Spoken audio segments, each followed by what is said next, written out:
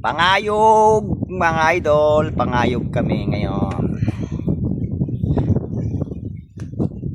Ang kapatid ko ay yung taga-sisid. Ako naman dito yung taga-bantay ng bangka.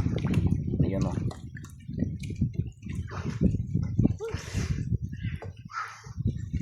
Ako taga-bantay ng bangka, siya taga-sisid. Yan ang kuha namin.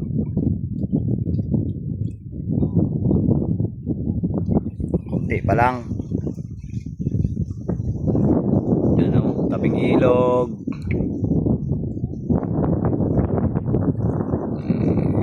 Yun, ang haba niyan.